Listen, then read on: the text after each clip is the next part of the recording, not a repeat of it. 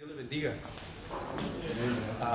Solamente quería pedirles una disculpa es la primera vez que me subo atrás del púlpito con este tipo de ropa.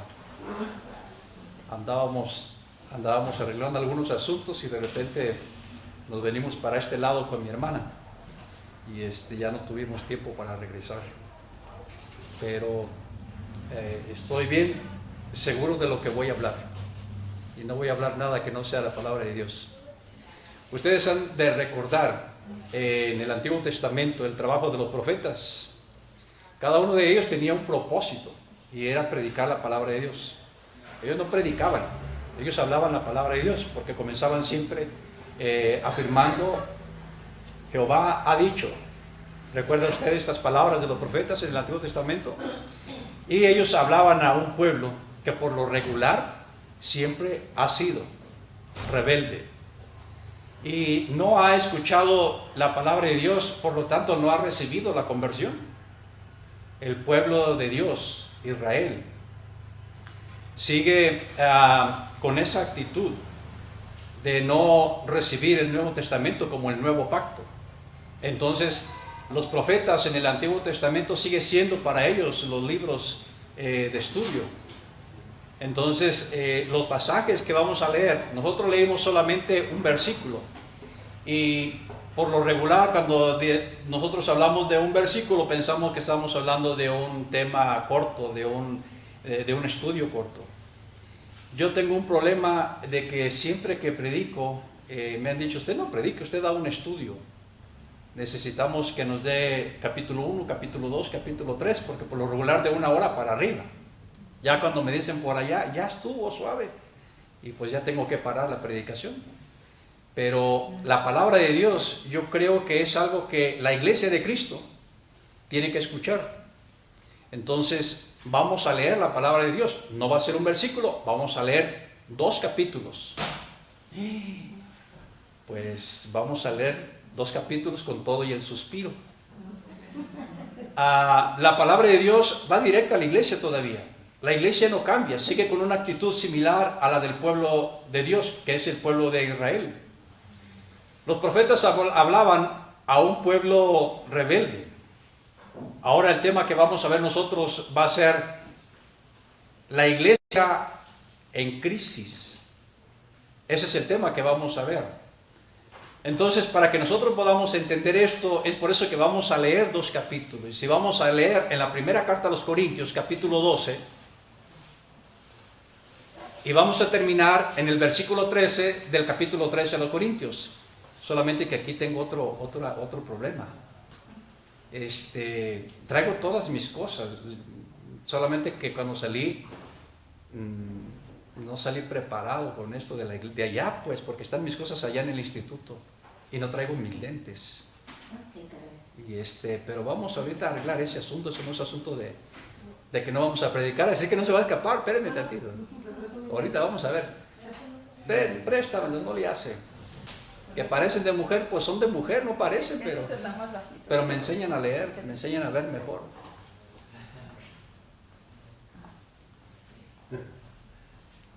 Se alcanzo a ver. Muy bien. Bien, le voy a invitar que se ponga de pie porque va a estar un buen rato sentado.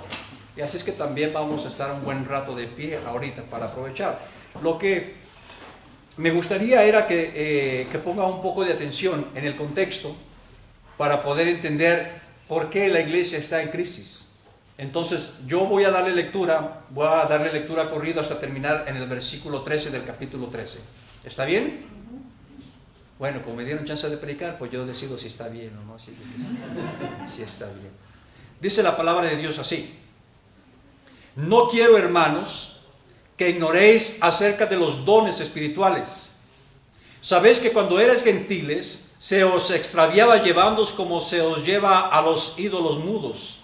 Por tanto, os hago saber que nadie que hable por el Espíritu de Dios llama anatema a Jesús. Y nadie puede llamar a Jesús Señor si no es por el Espíritu Santo. Ahora bien, hay diversidad de dones, pero el Espíritu es el mismo. Y hay diversidad de ministerios, pero el Señor es el mismo. y hay diversidad de operaciones, pero Dios que hace todas las cosas en todos es el mismo. Pero a cada uno le es dada la manifestación del Espíritu para provecho, porque a este es dada por el Espíritu palabra de sabiduría, a otro palabra de ciencia según el mismo Espíritu, a otro fe por el mismo Espíritu, a otro dones de sanidad por el mismo Espíritu, a otro el hacer milagros, a otro profecía, a otro discernimiento de espíritus, a otro diversos géneros de lenguas y a otro interpretación de lenguas.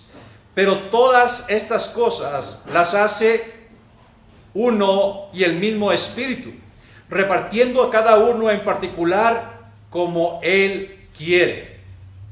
Porque si como el cuerpo es uno y tiene muchos miembros, pero todos los miembros del cuerpo, siendo muchos, son un solo cuerpo, así también Cristo. Porque por un solo Espíritu fuimos todos bautizados en un cuerpo, sean judíos o griegos, sean esclavos o libres.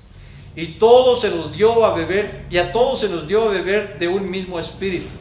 Además, el cuerpo no es un solo miembro, sino muchos. Si dijera el pie, porque no soy mano, no soy del cuerpo, ¿por eso no será del cuerpo? Y si dijera la oreja, porque no soy ojo, no soy del cuerpo, ¿por eso no será del cuerpo? Si todo el cuerpo fuese ojo, ¿dónde estaría el oído? Si todo fuese oído, ¿dónde estaría el olfato? Mas ahora Dios ha colocado los miembros, cada uno de ellos, en el cuerpo como Él quiso. Porque si todos fueran un solo miembro, ¿dónde estaría el cuerpo? Pero ahora son muchos los miembros, pero el cuerpo es uno solo. Ni el ojo puede decir a la mano, no te necesito, ni tampoco la cabeza a los pies, no tengo necesidad de vosotros. Antes bien, los miembros del cuerpo que parecen menos débiles son los más necesarios. Y a aquellos del cuerpo que nos parecen menos dignos, a estos vestimos más dignamente. Y los que en nosotros son menos decorosos, se tratan con más decoro.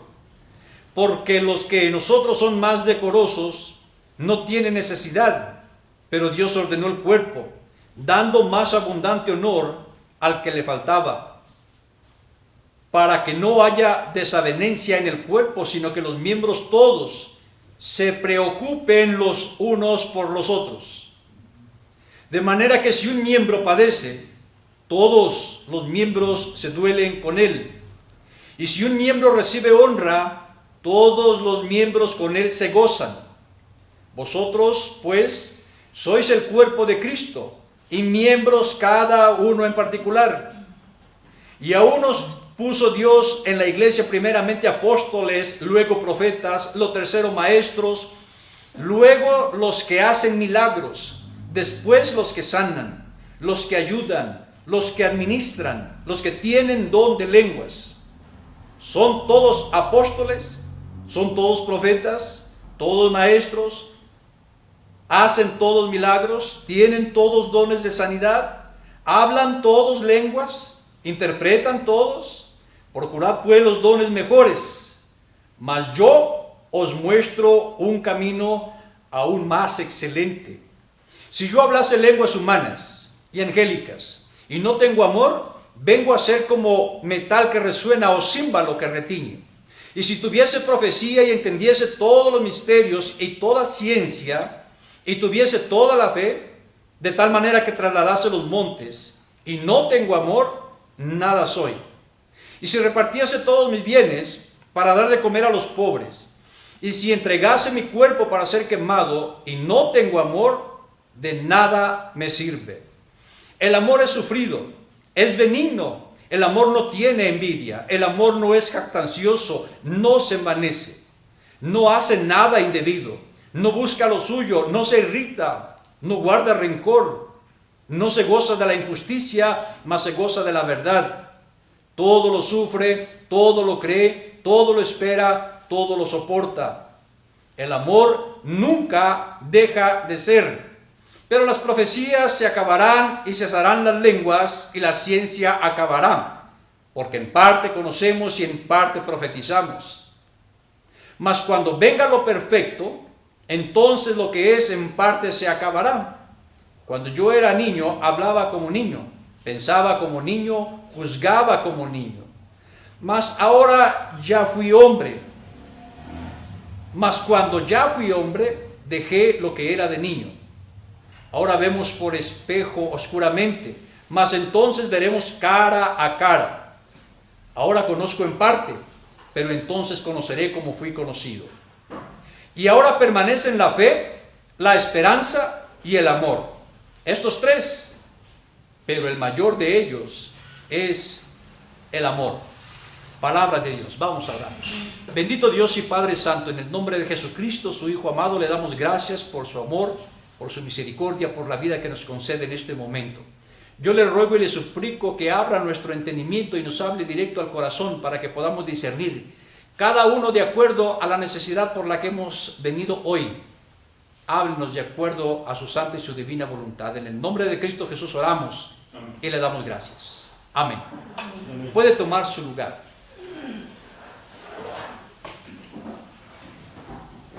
La iglesia de Cristo no es de ayer ni tiene 100 años. Es muy antigua, mucho más vieja la iglesia.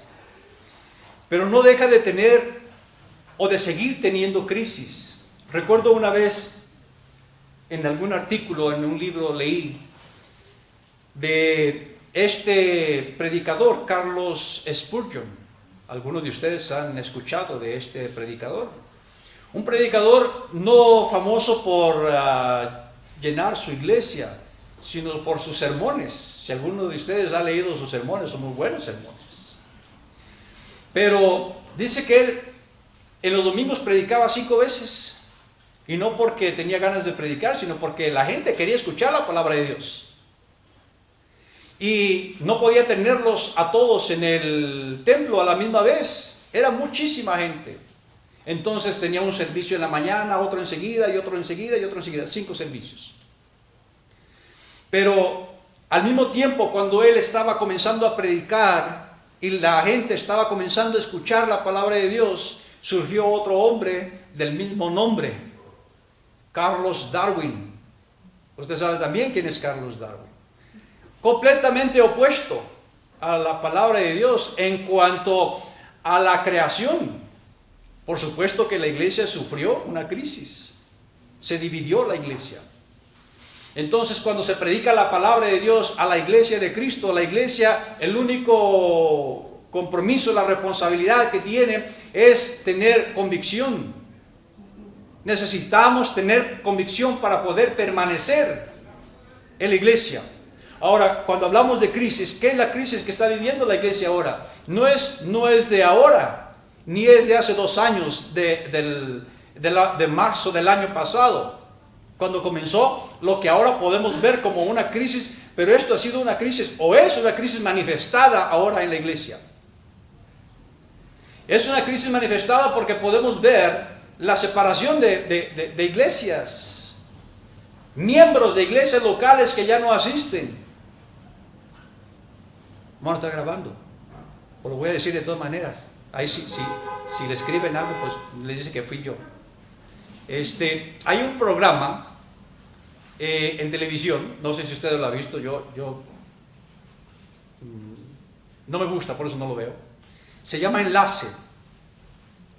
Este programa es un programa de televisión donde vienen pastores, pero ya cuando comencé a escuchar que el sacerdote dijo, que el apóstol dijo, en Enlace, cuando hay hermanos de la iglesia que están escuchando Enlace, convicción, hermanos, es lo que necesita la iglesia para continuar asistiendo a la iglesia local. La constitución de esta iglesia tiene 12 capítulos, tiene 64 artículos. Léalos. Nadie los va a poder cumplir.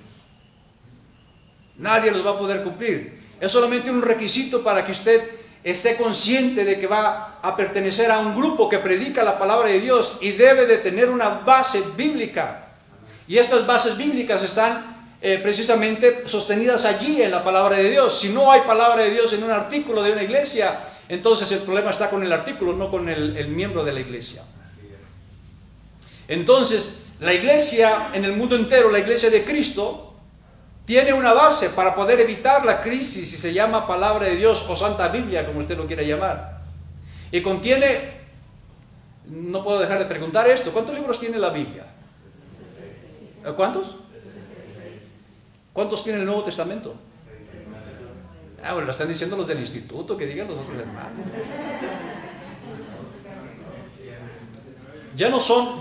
Se da cuenta que no son 12 capítulos, se da cuenta que no son 64 artículos.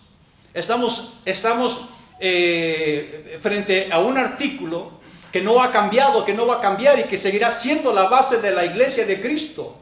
Para poder evitar la crisis tenemos la palabra de Dios, la Santa Biblia, que fue inspirada por el Espíritu Santo, la única base de la iglesia de Cristo para poder resistir.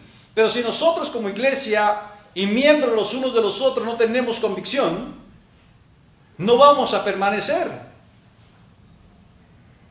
Cualquiera que sea la otra base, siempre va a flaquear, siempre se va a debilitar y nosotros vamos a caer. Pero cuando nosotros aceptamos la palabra de Dios como la única base, la única regla para poder permanecer firmes, maduros y en conocimiento, es la palabra de Dios y vamos a poder mantenernos allí. Hay varios pasajes, pero usted recuerda también lo que dice en el capítulo 1 del Evangelio de Juan, cuando habla el apóstol Juan y dice que la luz venía a este mundo. ¿Sí ha visto ese versículo? Cuando hablamos de la luz, estamos hablando de un conocimiento extenso, un conocimiento grande, único, que nos puede dar la oportunidad de poder adquirir conocimiento. Y cuando en la Biblia encontramos, yo he leído algunos artículos, pero sobre todo, como le digo, yo estoy basado en mi convicción y puedo entender que no está hablando literalmente de una luz, habla de la luz y habla de las tinieblas. Cuando estamos en la luz, hablamos en el conocimiento. Cuando estamos en las tinieblas, estamos reconociendo que andamos sin conocimiento y por eso nos perdemos. Entonces, para poder nosotros mantenernos fuera de una crisis o no permitir que llegue la crisis a la iglesia, tenemos que tener conocimiento de la situación. Y esta situación que estamos viviendo ahora, que algunos hermanos ya no están viniendo a la iglesia porque tienen la oportunidad de ver YouTube, tienen la oportunidad de ver Facebook, está bien, pero cuando la situación ya es extremadamente, podemos hacerlo así, porque a la iglesia se le ha, de parte del gobierno, se le han dado instrucciones, qué es lo que tiene que hacer, y la iglesia no puede violar la ley del Estado, porque caería en un delito, podrían clausurar la iglesia, entonces no podemos hacer eso. Pero tenemos que entender que para que nosotros podamos fortalecer el cuerpo de Cristo, que es la iglesia, tenemos que procurar cuando tengamos la oportunidad de congregarnos. Además es un mandamiento, en Hebreos 10:35 creo que dice, no dejando de congregarnos.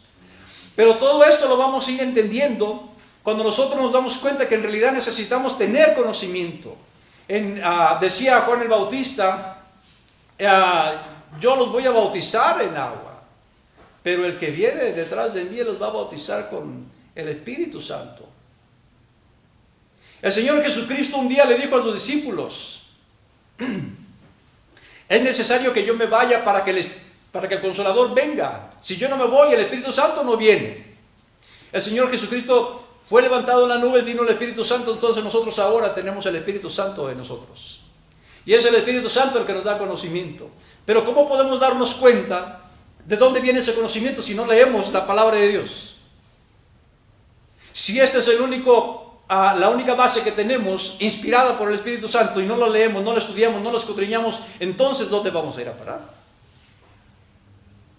Cuando habla de los ministerios, en el capítulo 12, nos está hablando de ministerios, y está hablando precisamente de una crisis en la iglesia de Cristo. Hay controversias, hay argumentos de un lado y de otro, porque se debe de hablar en lenguas en la iglesia. No se debe de hablar en lenguas en la iglesia. Si es bíblico, podemos hablar en lenguas, pero de acuerdo a como lo dice la Biblia. Porque el apóstol Pablo dice, si alguien quiere hablar en lenguas está bien. Pero si no hay quien lo interprete, es mejor que no lo haga. Y si en caso que hubiera, que sean 3 máximo, pero que haya quien le interprete. Porque estamos hablando del conocimiento y estamos hablando de crisis que no es de hace 2 años, ha existido desde hace mucho tiempo. Por cierto, surgió este argumento de dividir a la iglesia allá en Azusa, en California. Entonces, habla de tener conocimiento.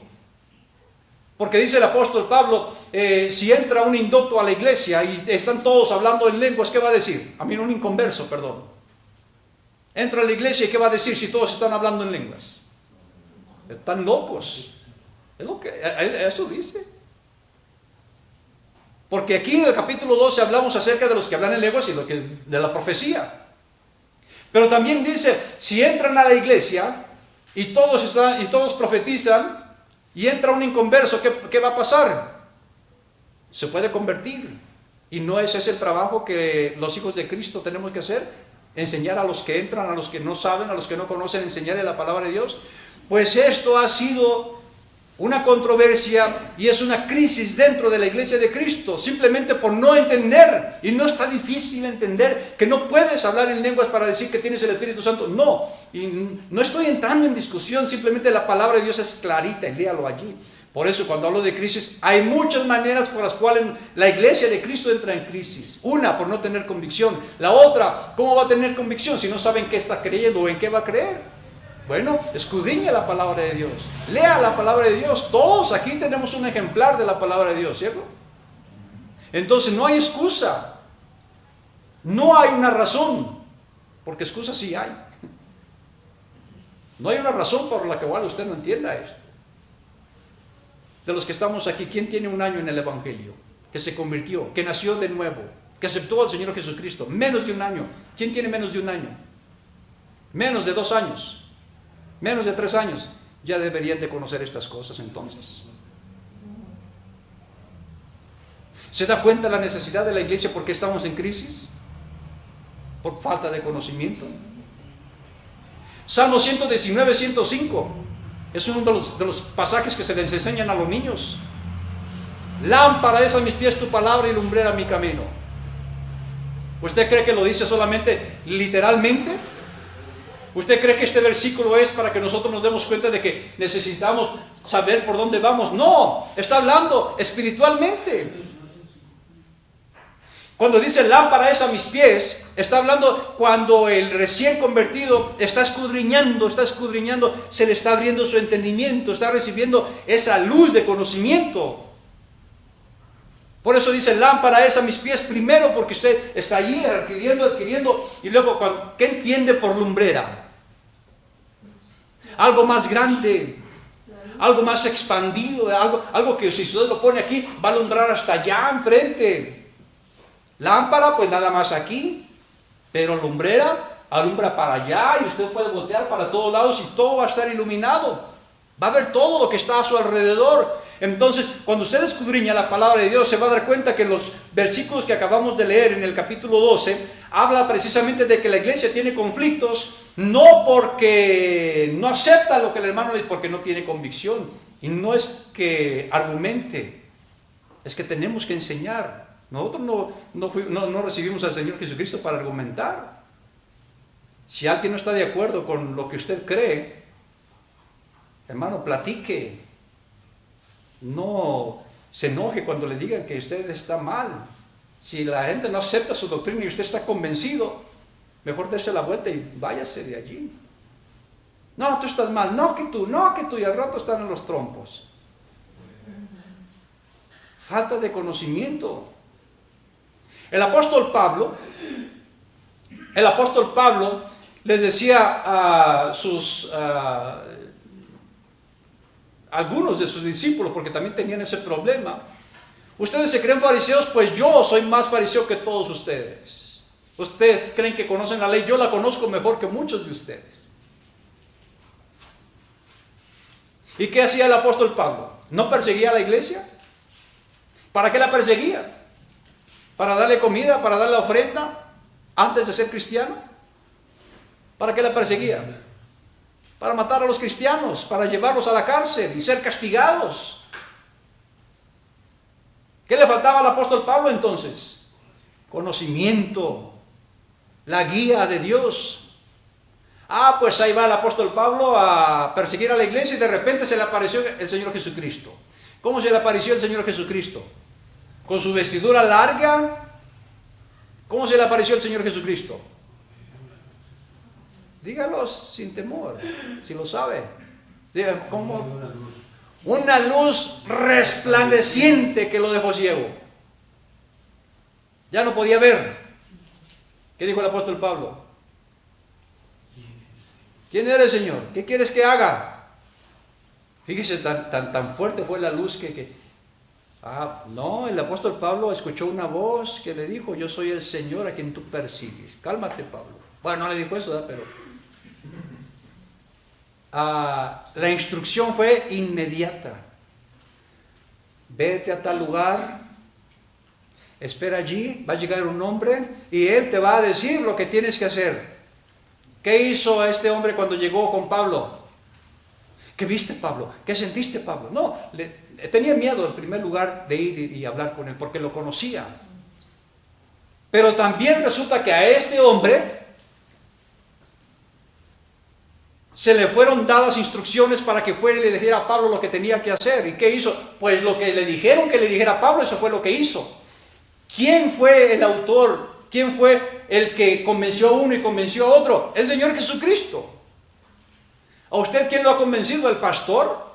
Porque hay pastores que son imponen. Aquí no se hacen las cosas aquí no se hacen las cosas aquí. Lea la Biblia, hermano. Si usted pertenece a la iglesia local, por supuesto, si usted no está de acuerdo con lo que predica el pastor, mire, cuando termine su predicación, venga con él y platique. Estoy seguro que el Espíritu Santo le va a ayudar a discernir, que es lo que muchos necesitamos, discernimiento además. ¿Qué hizo Pablo? Dice que cuando Ananías terminó de orar, ¿sí fue Ananías? Terminó de orar, ¿qué le pasó a Pablo? Dice que le cayeron como escamas de sus ojos y vio. ¿Y qué hizo Pablo? Ahora sí ya veo, me la pagas tú, porque fuiste el primero que me hablaste de Cristo y yo vengo persiguiendo a los cristianos. ¿Qué hizo Pablo? ¿Hizo eso? Claro que no. ¿Por qué? Porque ya había recibido el conocimiento. Entonces, la luz que él había visto allá, porque él dijo, todos los que estaban conmigo, de cierto, vieron la luz, pero no escucharon la voz. Pablo recibió el conocimiento y después que oraron por él y fueron caídas sus escamas de los ojos, dice que se fue 3 años y cuando regresó, paren a Pablo ahora sí. Ya no volvió a ser el mismo Pablo, ahora era el otro Pablo. ¿Por qué? Porque él quedó convencido de lo que tenía que hacer. Él estaba dispuesto, siempre estuvo dispuesto a dar su vida por los incrédulos, para que creyeran, para que recibieran el Evangelio. Por eso escribió el capítulo 13.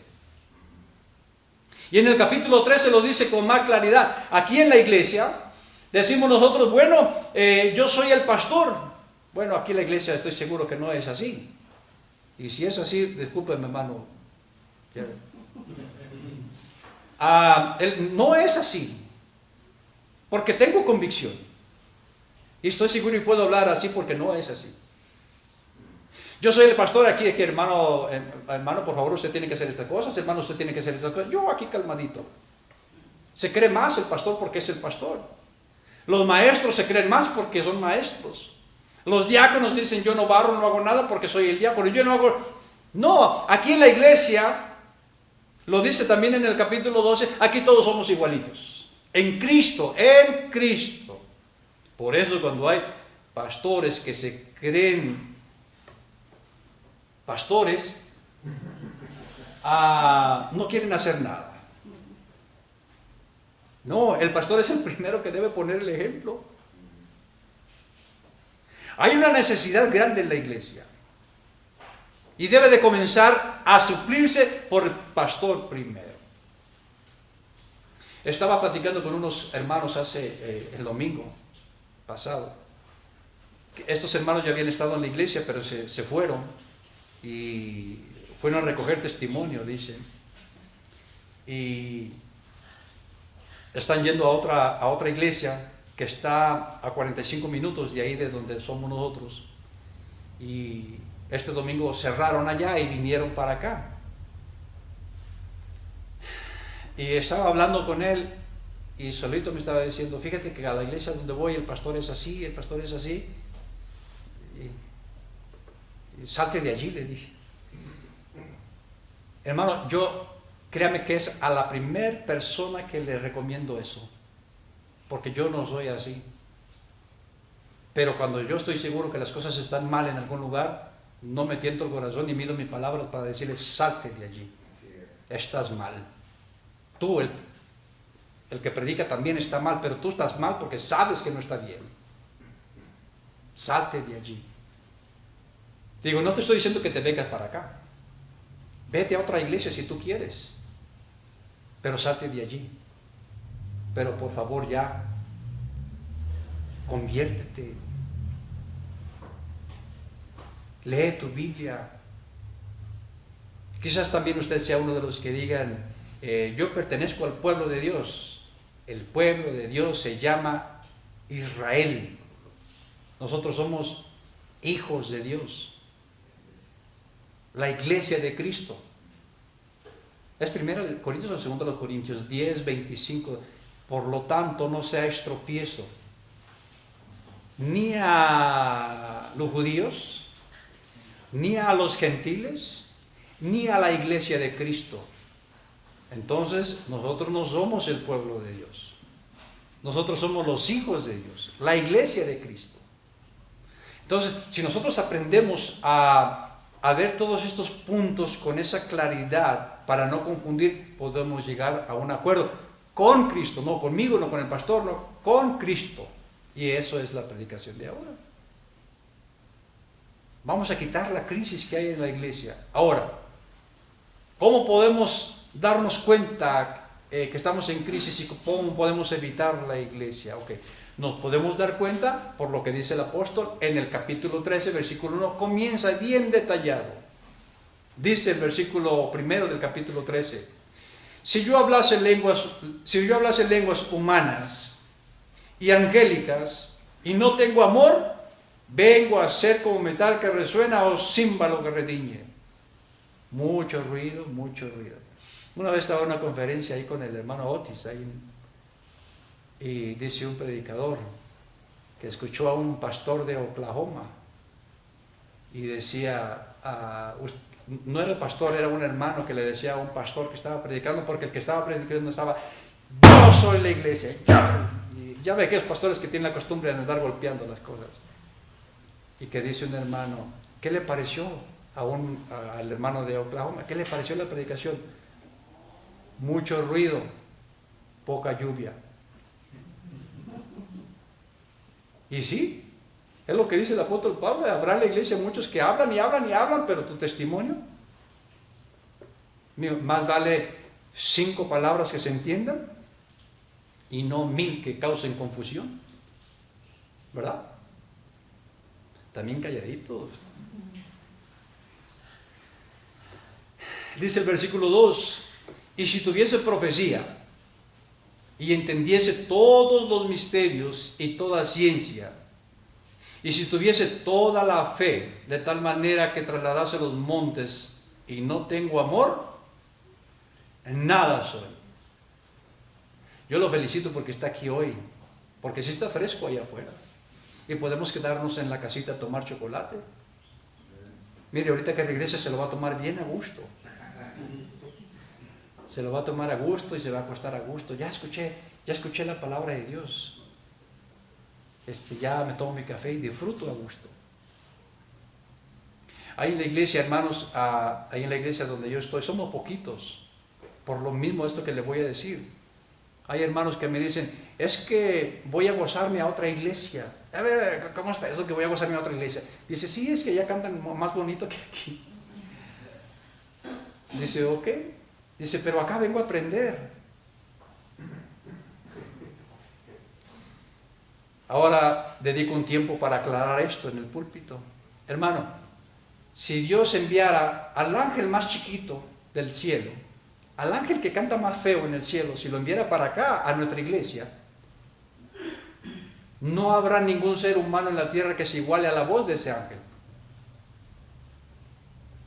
Así es que si usted anda buscando una iglesia donde canten bonito, donde los instrumentos se oigan de maravilla, le va a pasar lo que dice el apóstol Pablo.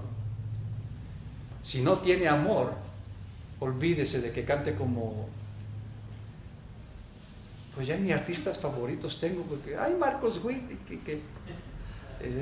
no, ya no, hermano. Sí los escucho, pero ese es uno de los que no escucho.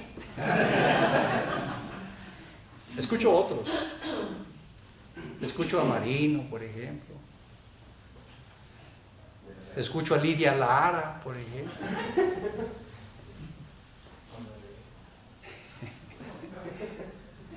Sí, sí escucho. Pero hermano, dicen que ya, que no van a la iglesia porque no se gozan. Ay, hermano, que yo me siento mal, la verdad, me siento mal. Una vez le dije a los hermanos, un domingo le dije a los hermanos, ya no vengan para acá, el próximo domingo no vengan para acá, váyanse a una iglesia donde canten bonito. Váyanse a una iglesia, les doy permiso, yo les doy permiso, váyanse a una iglesia donde canten bonito. Gócense.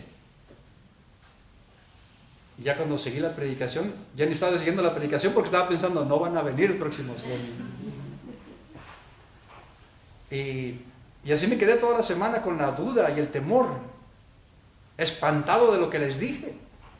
Si me arrima una hermana y me dice, pastor, ¿estaba enojado? No, pero se me salió. Y es que la verdad sí estaba enojado. Y el siguiente domingo llegaron los hermanos. Pastor, ¿cómo está? Buenos días. Pastor, ¿cómo está? Buenos días. Oh, no estoy tan bien, pero ahorita van a ver. No, ya fue una predicación normal. Pero ¿se da cuenta por qué la crisis de la iglesia? Porque no tenemos convicción. No hemos decidido qué hacer con nuestra vida espiritual. Por eso no crecemos espiritualmente, porque estamos aquí, no me gustó, me voy para allá, no me gusta. No crece espiritualmente porque no tiene convicción. ¿Qué significa la palabra conversión? No convicción, conversión. ¿Se acuerda de la vida de Jonás? ¿Qué le pasó a Jonás cuando le dijeron, Jonás, vete a Nínive y predica? ¿Qué hizo Jonás? Se fue para el otro lado. ¿Y quién se encargó de convertirlo? Dios. Cuando se lo comió el pez, bueno, no vamos a entrar en esa discusión, pero cuando 3 días estuvo en el vientre del pez, ¿a dónde fue y lo tiró el pez? ¿A dónde? A Nínive. ¿Y qué hizo Jonás? Terminó predicando. Se convirtió. Entonces conversión quiere decir cambiar de rumbo, cambiar de dirección. Eso es conversión. Y la convicción viene precisamente como consecuencia de la conversión. ¿Cómo me voy a convertir en algo que no me gusta, que no creo? No se va a convertir usted. Pero si usted está seguro de que Jesucristo es el Hijo de Dios que murió en la cruz para darnos vida eterna, para perdonar nuestros pecados, y que envió al Espíritu Santo, la tercera persona de la Trinidad, para guiarnos, para enseñarnos, para corregirnos, para instruirnos, hermano, usted está en el camino correcto. Usted se está convirtiendo.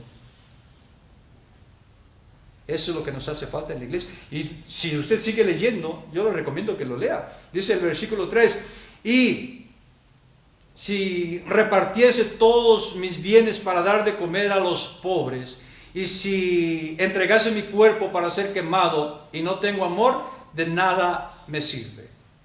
No importa lo que usted haga, usted barre, usted limpia, usted camina 2 horas, 3 horas para predicar el evangelio, pero si no tiene amor, bueno, ya cuando camina 3 horas ya creo que ya tiene amor. Pero debemos de estar seguros.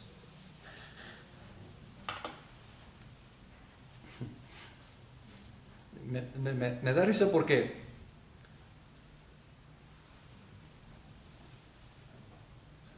Una vez el hermano Jerry y el hermano Piper me llevaron a Etzatlán y me dijeron, están ocupando un pastor allí. Y ese lugar me gusta para usted. El primer domingo que estuve ahí le dije, a mí no me gusta ese lugar para mí. Porque no me dejaron predicar, pues los hermanos me dejaron y se vinieron. Porque se supone que iba a predicar en la mañana y en la noche. Los hermanos fueron el domingo, me dejaron allá y se vinieron. Uno porque era el misionero de la iglesia y el otro hermano porque era mi pastor. Pero los dos me dejaron allá. Y no fue nada agradable. ¿Le tenía amor a la iglesia? Si le tenía poquito, en esa noche se me fue todo el amor, desapareció. Dormí en el parque en una banca de fierro porque me sacaron del... No me sacaron. Simplemente se terminó el servicio, hermano, y ¿cómo? ¿En dónde se va a quedar? Yo les dije, pues a ver dónde. ¿Cómo que a ver dónde no tiene? No, pues a ver, ahorita busco. Y sí, me quedé en el parque. Ahí me quedé. Al otro día que le llego al hermano Jerry y le dije, ya no vuelvo a Etzatlán. ¿Por qué? Y le expliqué, le habló al hermano Paper y ¿qué cree que hicieron? Ahí vamos otra vez para Etzatlán. Fue la primera iglesia donde prediqué 1 año. Y le agarré un amor a esa iglesia. No, en serio, porque ahí aprendí mucho. Aprendí mucho. Es más, estoy todavía acá por la experiencia que tuve en esa iglesia. No me fue bien así de maravilla, pero se da cuenta del amor en el Evangelio, el amor a la iglesia, allí se puede demostrar. Y los que han estado en situaciones así como misioneros pueden entender estas cosas. ¿Quiénes han ido de ustedes a dónde van, hermano, cuando van con los huicholes allá? A Piedra China. ¿Quién ha ido allá? Nomás ustedes 3, 4. Vayan para que vean cómo está allá. Bueno, pues he visto fotografías. Esa iglesia estaba bonito en comparación allá donde iba San Blasito. Ah, sí, no, hombre. Sí. Oh, la primera vez que fui a San Blasito no dormí en una banca. Eso no dormí. Porque las bancas eran como, no, esta tiene una sola banca, esta estaba en 2 y lleno de alacranes. Así que no dormí. Me la pasé afuera y la calle de la iglesia sin luz. ¿Para dónde le doy? Vacas por acá, coyotes por acá y todo oscuro enfrente. ¿Para dónde le doy? No dormí esa noche. No dormí esa noche. Bueno, si le sigo voy a tener un tiempo. El amor es sufrido, es benigno, el amor no tiene envidia, el amor no es jactancioso, no se envanece. No hace nada indebido, no busca lo suyo, no se irrita, no guarda rencor, no se goza de la injusticia, mas se goza de la verdad. Todo lo sufre, todo lo cree, todo lo espera, todo lo soporta. El amor nunca deja de ser. ¿Por qué? Mire, porque Dios, créame que Dios no tiene amor, hermano. Dios no tiene amor. ¿Usted ha leído Primera de Juan 4:8? ¿Quién conoce Primera de Juan 4:8? ¿Cómo dice, hermano Víctor? ¿Quién conoce Primera de Juan 4:8? ¿No? También se los enseñan a los niños. Dios es amor. Pues no es el versículo completo. Léalo completo para que vea cómo dice.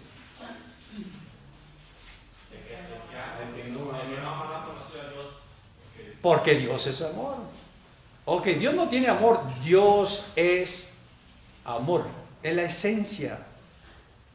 Nosotros decimos que somos cristianos. La iglesia de Corinto pareciera que no eran cristianos. La iglesia de Cristo pareciera que no somos cristianos, pero sí somos, ¿verdad? Simplemente nos falta todavía aprender mucho, nos falta practicar mucho. No le dé miedo, no se sienta mal, pero comience a dedicarle más tiempo a lo que usted realmente cree que Dios puede hacer en su vida. Porque sí tenemos muchas cosas. El conflicto que tenía Santiago, bueno, no tenían ellos un conflicto. La iglesia en algunos lugares ha puesto en conflicto a Pablo y a Santiago. La fe sin obras es muerta. Muéstrame tu fe sin tus obras. Y yo te muestro mis obras por mi fe. O tenemos fe o tenemos obras. ¿Qué es más importante, la fe o las obras? Pues vienen juntas. Simplemente que ahí estamos haciendo conflicto por pasajes que no entendemos. Lea la Biblia, escudriñala, estúdiela y va a salir de este tipo de situaciones. Versículo 13, y ahí sí voy a terminar. ¿Qué dice el versículo 13?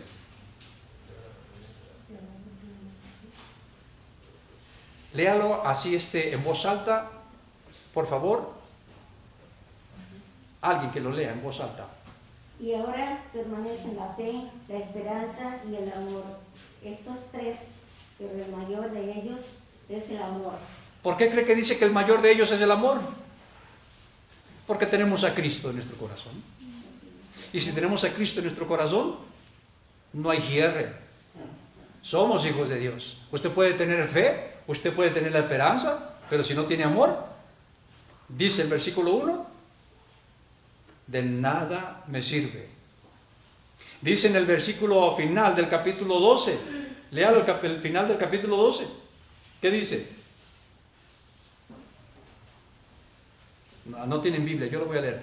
Procurad pues los dones mejores, mas yo os muestro un camino aún más excelente. Juan 14:6. Y Jesús les dijo: yo soy el camino y la verdad y la vida, y nadie viene al Padre si no es por mí. No hay otro camino, hermano. No hay otro camino. Tenemos a Cristo en nuestro corazón. Tenemos el Espíritu Santo que nos guía, que nos guarda, que nos corrige, que nos enseña. ¿Qué nos falta a nosotros? Estar más en paz con nosotros mismos y dedicarle más tiempo a la lectura, dedicarle más tiempo a la oración, pedir la dirección de Dios. Si usted lo hace, yo no tengo temor de decirle que su vida va a cambiar, porque esa es la promesa de Dios. Mateo 28:20, y allí, ahora sí termino yo. He aquí yo estoy con vosotros todos los días hasta el fin del mundo. Aquí el problema es que usted no va a estar con Él todos los días hasta el fin del mundo, porque cuando Cristo venga, usted y yo seguramente ya no vamos a estar aquí. Pero esa es la promesa de Dios. Hermano, los conflictos no los creó Dios. Los conflictos los creamos nosotros y el enemigo que anda por allí. Dios le ama. Dios le ama y Dios quiere que andemos en sus caminos todos los días. Entonces procuremos todas las cosas que son buenas, pero procuremos más permanecer en el amor de Cristo y nuestra vida está completamente cubierta por Dios. ¿Tienen alguna pregunta? ¿Algún comentario? Bueno, pues que Dios les bendiga y si Dios nos permite, pues nos estaremos viendo pronto. Cuídense mucho.